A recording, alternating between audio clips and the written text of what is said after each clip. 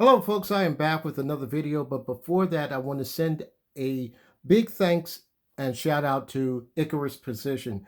I want to thank them for uh, their grip modules that they pretty much make, and uh, they really make some really nice looking grip modules.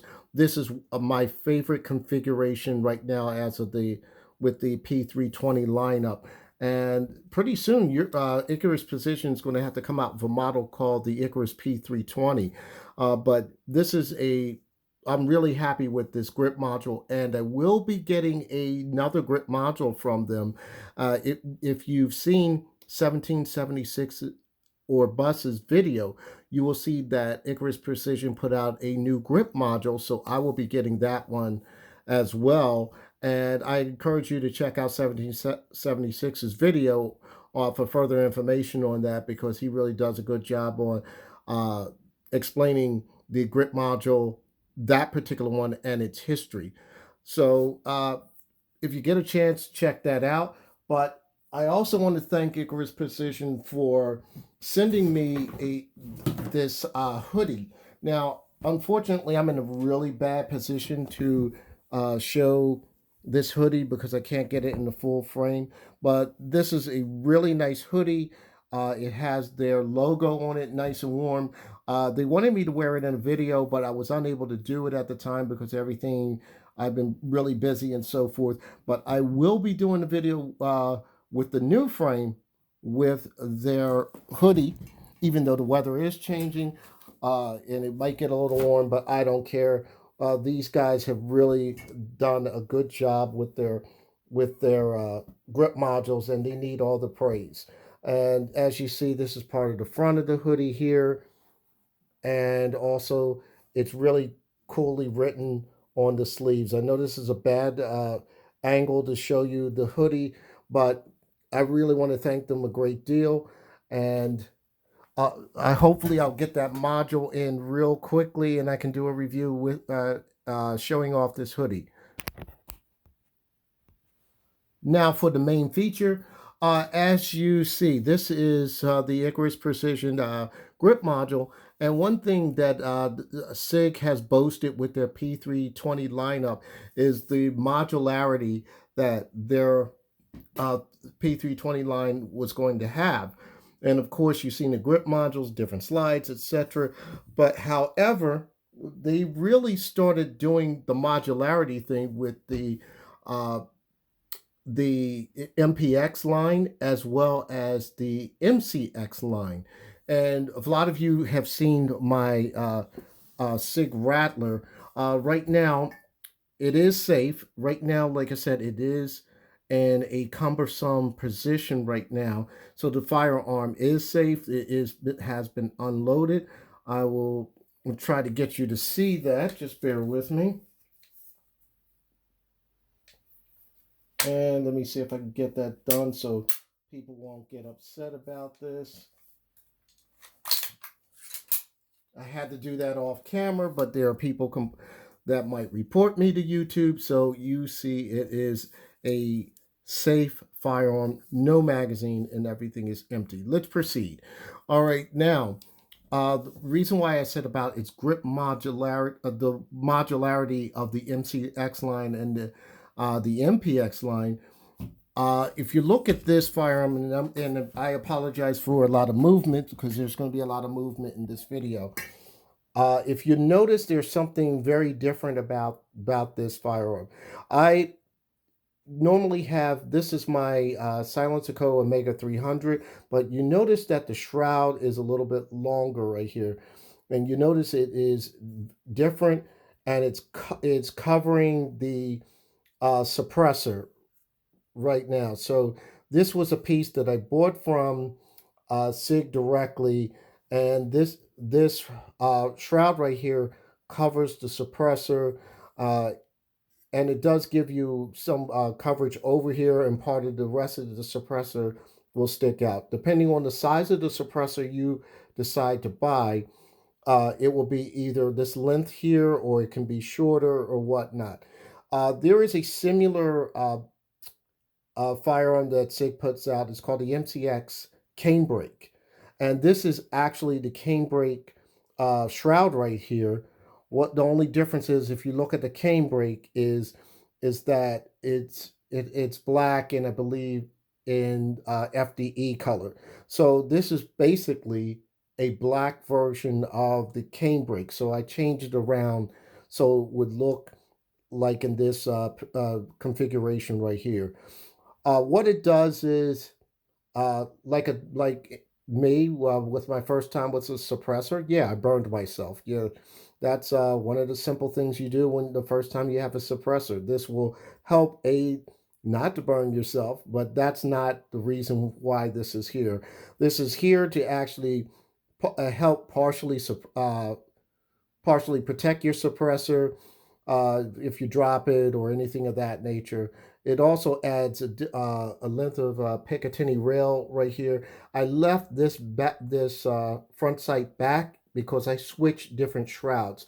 So if you look up top here, this is where my standard shroud separates from the full length shroud. So that's why it's there. I didn't feel like moving my front iron sights to the front, to the back and forth all the time. So when I take this off right here, I will be able to put the other shroud on. And it takes a matter of seconds. All you have to do is push in the pin right here, take your shroud off, and if you can see here, I can take my suppressor off with ease right here, and then put it back to its normal length.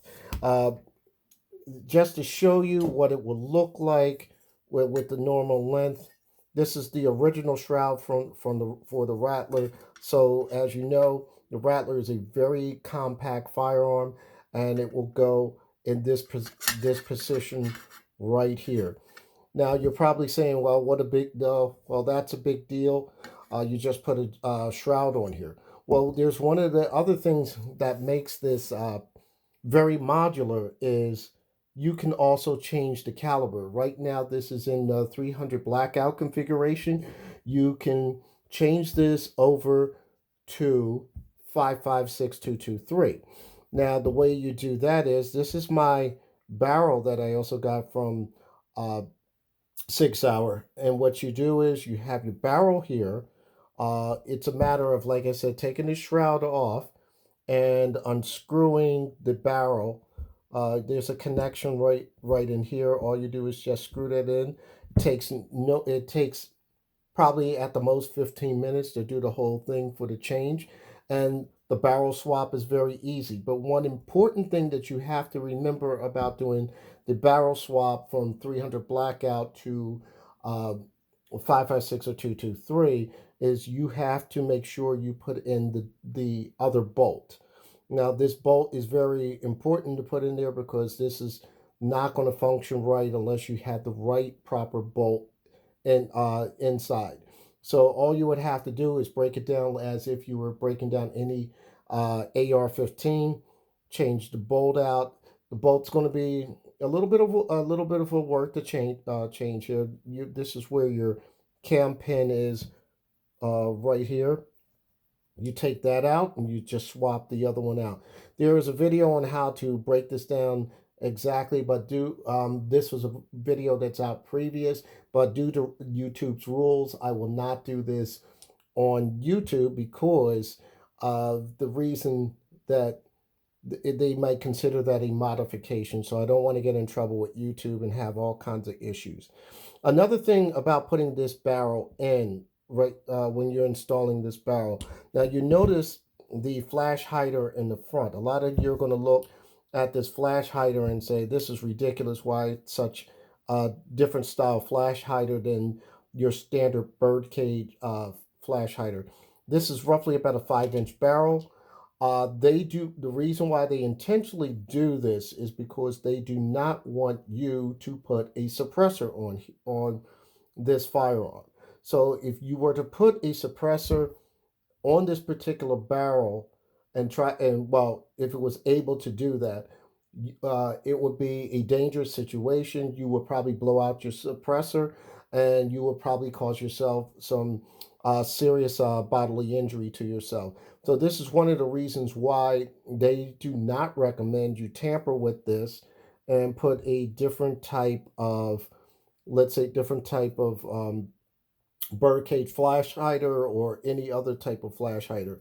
My understanding, this is made to be is made permanently affixed, but it looks like I see something different. But from my contacts at Sig, they said this is supposed to be permanently affixed. They don't want any alterations for your safety. So that's one of the reasons why they do that. They don't want you to harm yourself.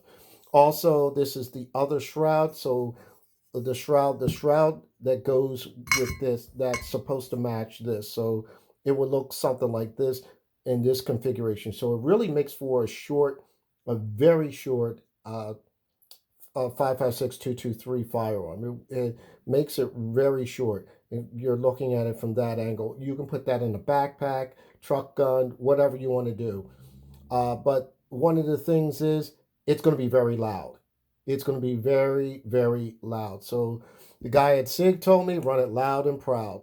So I have not used this barrel as of yet. I will be changing this configuration out, and hopefully I can get a video with me using it with this barrel in the near future.